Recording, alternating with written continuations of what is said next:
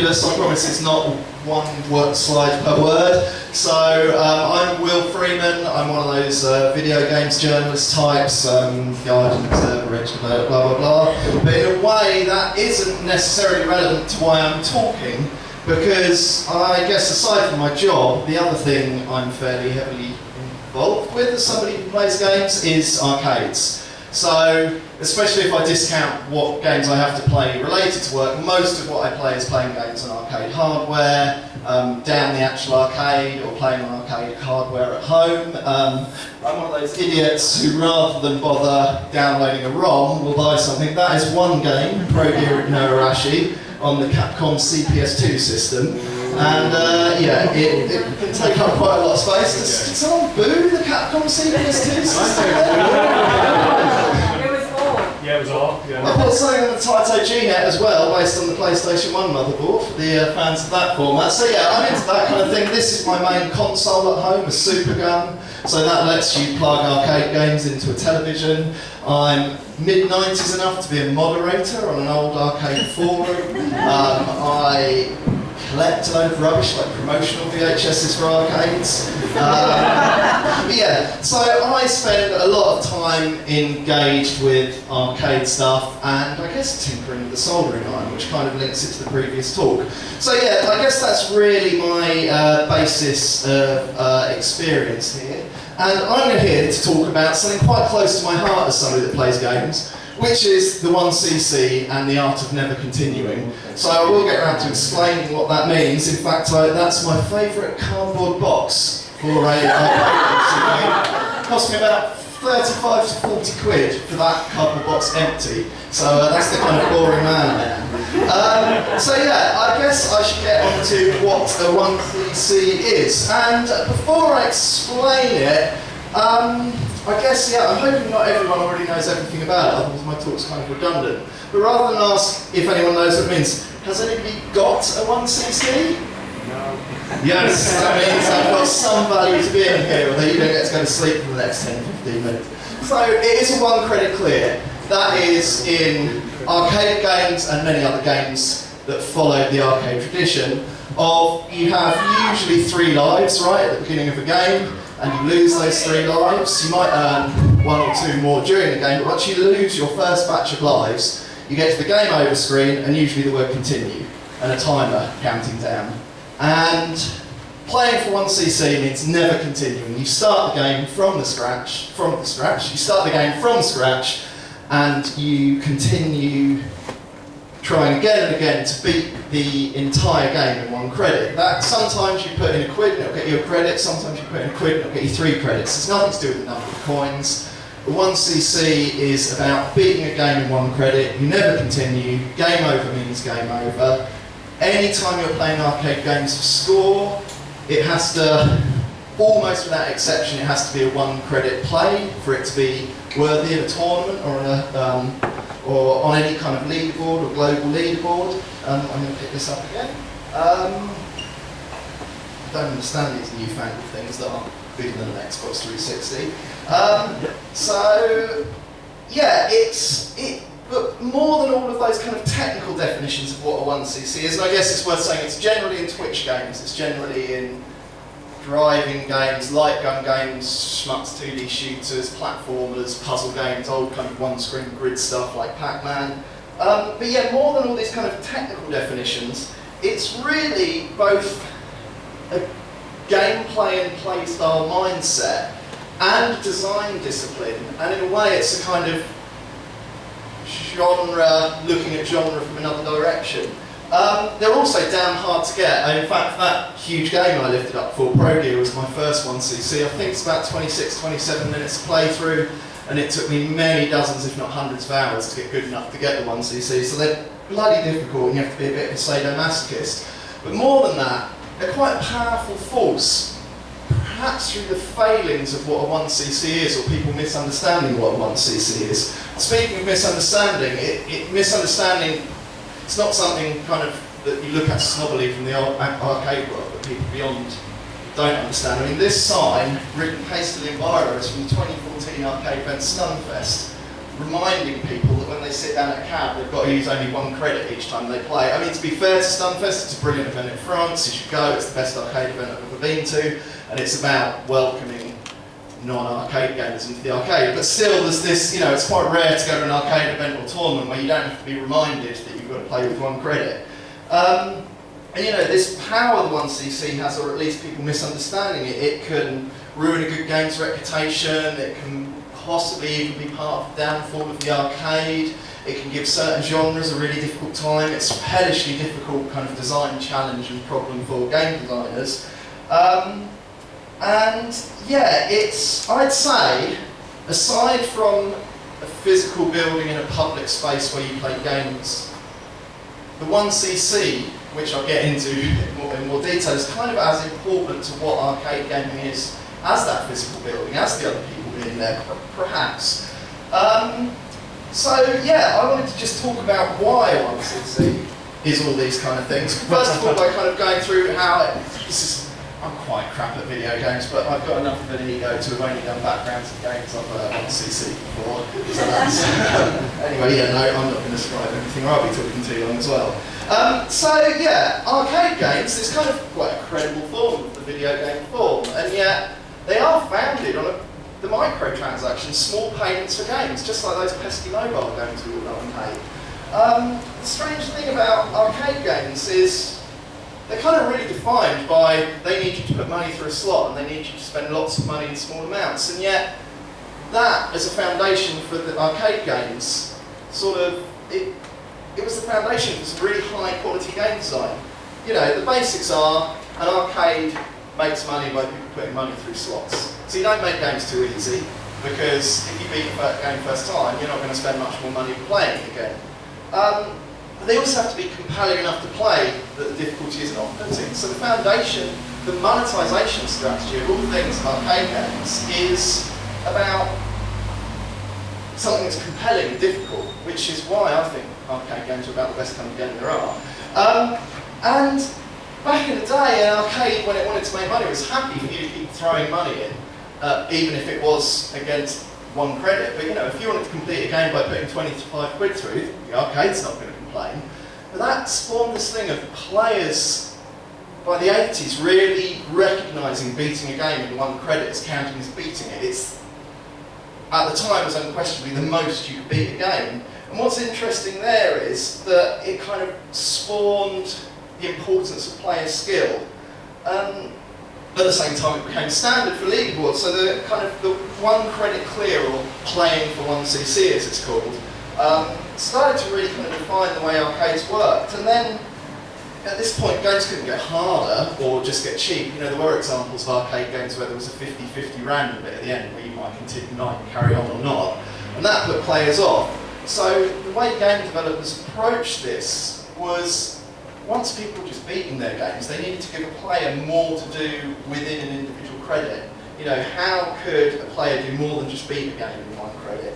And I guess by destroying it. So in 2D shooters and other scoring-based games, it was about kind of milking as much score from the scoring system as you could. Or driving games, you know, isometric driving games, shaving hundredths of a second of the drive off the lap, or incredible showmanship and beat-em-ups.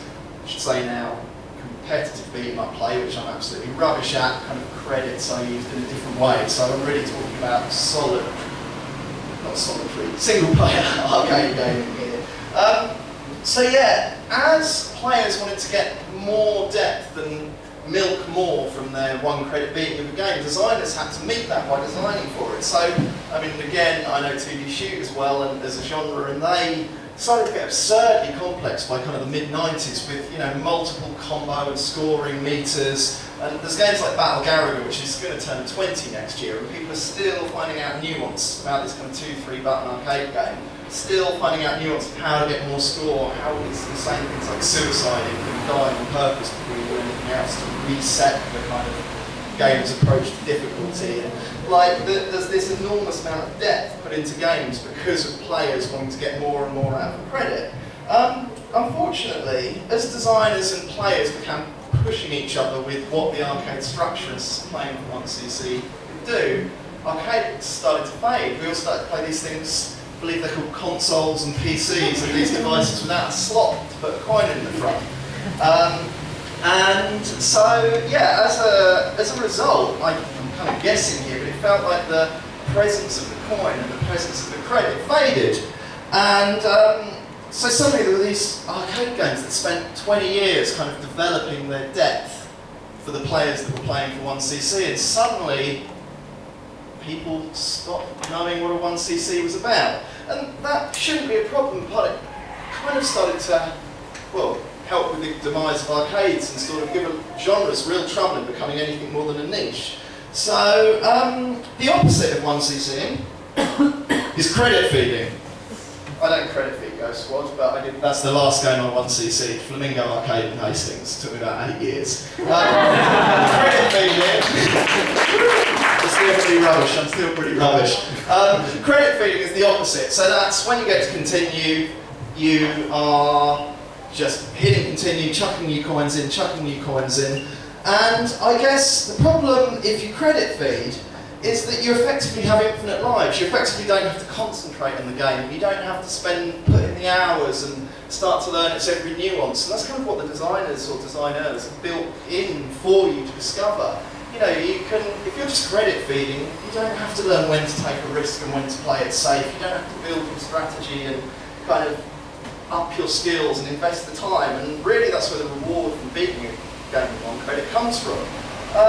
You know, you can, my slides have gone all over the place. The reward in the game is mastering its systems. And if you're credit feeding, in many games you can pretty much just let go of the stick and buttons and hit start occasionally when you can throw coins in, and then you might as well bloody play fruit machines or something, do you know what I mean? So, the problem is, and I guess this is the challenge for games and the genres like light gun games and shmups and driving games. Speaking of driving games, that's Neo Thrash Rally, which was the first arcade driving game I ever won credit cleared.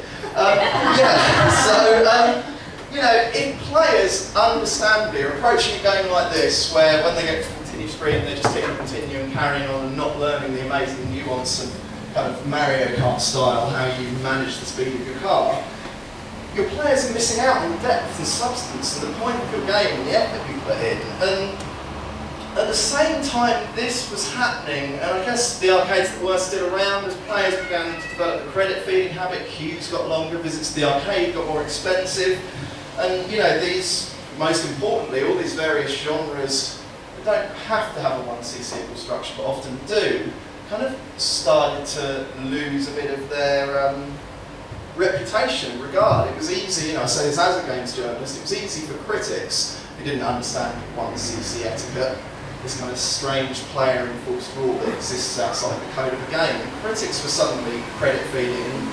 It's fairly easy to find examples of arcade structured games where it's, oh, I completed it on my first term, there was no depth, it was too easy, it only lasted 25 minutes for 50 quid. And it's, you know, but that is loads of arcade style games have suffered at the hands of that, and the genres have kind of faded into niches like shmups, where people like me have to be a forum mod and buy bloody cardboard boxes of people on the internet. Like, that's where some of these genres have been forced. It's the same with the light gun game effectively these days, and many of those genres. So, you know, 1cc leaning genres and arcades themselves kind of became this terrible niche as the law of the 1cc faded. The other challenge is one for game developers, which I'm not, I recognise, as I say everything here, but the idea of designing a game that has this incredible depth where players are going to be maybe playing from beginning to end 100, 200, 300 times before they're satisfied they've beat the game, to design for that desire, to design for that depth, to design incredibly complicated scoring systems with 2 control buttons and 1 stick is an exciting challenge. The more difficult challenge is, as 99.9% of developers do these days, they don't release for arcade, they release for console and PC. And how do you go about encouraging the player to play with the 1cc mindset, to when they get to the game over screen only 2 minutes into their first go, to start again and keep on doing that? And why would they do that?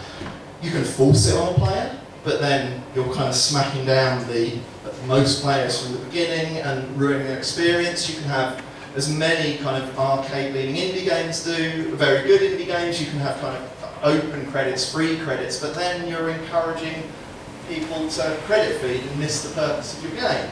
So the challenge there is kind of working out how to implement it right in a way that stays true to the genre. And here, I keep talking about genres, I keep talking about shmups and light guns and so on. 1cc gameplay and design isn't one of those genres, or at least it's not a genre defined by aesthetics and form and presentation of a game. It sort of has parallels with the concept of what a genre is. It's just this play style mindset and design mindset that complement and spar with one another. And so I guess I'm talking about the genre of the 1cc game. And people have often removed that from games while keeping like 2D shooters. They've kept the 2D perspective and the bullets and the dodging and the shooting and the enemies, but they've taken away, maybe instead of having 5 levels that automatically play as one, like an arcade machine, where you can beat it in credit, they break them down so that you take on each level with your score reset and your lives refilled as individual things, and it kind of undermines the potential of those genres. It's lots of kind of arcade style games exist and are very good, but perhaps miss the purpose or miss what they can give to players. And so I think it's probably time for me to get onto what it can kind of give to players. I should say as well, there are exceptions. I don't want to slag off every 2D shooter like that doesn't have a 1cc instructions. Brilliant ones like Final Form Games Jamestown, available in many formats, you should play it.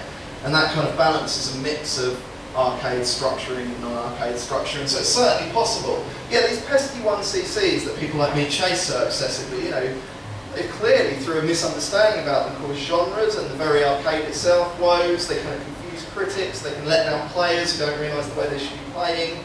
They can engender amazing game design and kind of encourage insane player skill. I'm sure if you look at things like someone double playing a shmup like Ikaruga when one person is playing a 2-player, which is something game designers started to hint that players should try and do with one credit, or possibly 2 credits if you have to put a credit in for each player, and the terminology goes all over the place. But yeah, as a mechanical form, the 1cc-able game, the 1cc leaning game, and people getting 1cc's is a dying art.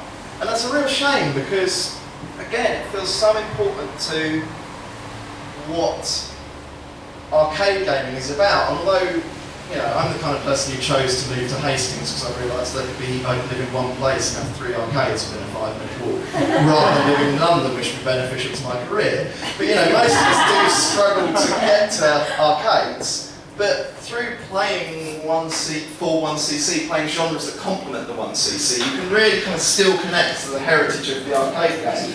So, I'm just going to attempt to go on to the next slide, which I believe is, why play for 1cc. So these are some of the things, if you give it a go, you can get a try. You can get to know the meaning and the experience of a really distinct form of game.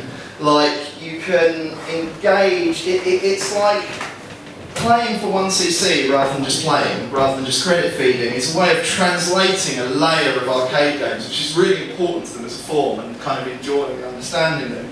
If you try in 1cc any game, it feels weird. Like, first of all, you last 30 seconds and you're game over, and then the next time you last 40 seconds, then a couple of minutes, 5 minutes, 10 minutes. And in a way, to get your gameplay ability through the roof, it's a really incredible way to improve your skill and enjoy what it is to be a vaguely skilled gamer. And I've become better at all genres, way outside of arcade culture as a result of pursuing these things. You can learn a great deal about game design. It's really hard to explain, but playing a lot of these very pure, very twitch-heavy arcade games, or arcade-leaning games, you feel like you're playing very close to the code. You feel like you're playing very close to the design. There are really decent arcade players who can comprehend all the code and maths as they're playing some sort of L shmup or whatever. I'm nowhere near that. You certainly feel a connection with the gameplay design, and again, games like the shmup Battle Garrett are well worth playing if you get a chance. Like how much there is to the systems in that game. People have started modding the arcade cabinets in public arcades in Japan to quickly power off the arcade and boot it back up, because even the way you turn on the arcade cabinet and the way you interact with the menus as you set it up affects how the game plays. But most importantly, getting a 1cc right. We've all got moments as a games player, as a gamer, as someone who consumes games that we can remember, like important moments in our connection with the medium. And getting a 1cc, it's really bloody exciting, you know, like dizzying and exciting, and plasters a grin on your face till the next morning that you've still got. And if you get it in an arcade, we manage to draw, even with my crap skills, if you get a crowd, you get a little applause at the end, and it really sets the heart racing. It's really an exciting form of gaming. And finally, actually not finally, there's also what I said before, it's a way of we can all still connect with what it is to play and enjoy arcade games in the kind of most meaningful, rewarding way, where you really feel you connect with the designer through these kind of simple controls. But also, you can start being a real superior prick about skill levels in other kind of games, like regenerative health and checkpoints. Oh, how charming! You know, I'm really not an amazingly skilled gamer in general, but I've managed to get somehow, I'm moving on my next slide by now, which is how you go about getting them. First of all, you choose the right kind of games. You know, I can, in the break, talk to you, but anything with lives, we have to hit continue, or rather don't hit continue. Like, not hitting continue will be your way forward. So, enjoying games and discovering a new part of the medium. And the way you do it is you just keep playing. Again, it feels really counterintuitive, getting to the continue screen just a few moments in, and restarting until you played and played and played and played that beginning bit of the game over and over. But it will just make you better and make you good. And, you know, it's my first 1cc experience. I still, which was that game, not that exact order, but Progi no Arashi, slightly easier US release, in Good Street, or just off Good Street at Casino Arcade. And it's a really special way to enjoy games. Of course, there is, once you get your 1cc, and with there being an arcade community, which is now mostly online, it won't surprise you. How am I doing for time? Yeah, alright. It won't. You are? Pretty bad. Bad? Like 20 minutes. Yeah, I've got. Yeah, alright. I'm looking at the time of day, not the minutes. I thought it was at 19 minutes 53 seconds, and then the 53 hasn't moved for a while. So yeah, anyway, you go to 1cc, you feel excited. Like, yeah, I'm over 51cc's now. I'm somewhere over 51cc's, and I'm by no means a super skilled gamer, but with time and effort, and perhaps applying the monkey's typewriter Shakespeare equation, I've beaten some fairly difficult games, and that's not me showing off. I'm definitely mediocre as a player, but if I can do it, you lot certainly can. But then there is kind of extra lore beyond the 1cc, which I'm going to try and cover very quickly, which is basically a load of shitty, picky pricks like me starts going, oh, what actually counts as the 1cc? Did you really clear that game? Easy as the 1LC, the one life clear, fairly self-explanatory. Some insane people can beat games on one life. You could, for example, if you only use 2 lives, I think when I beat Mushi Semi Hammer Maniac mode, I did it in 2 lives, so I could describe my 1cc as a 2LC 1cc.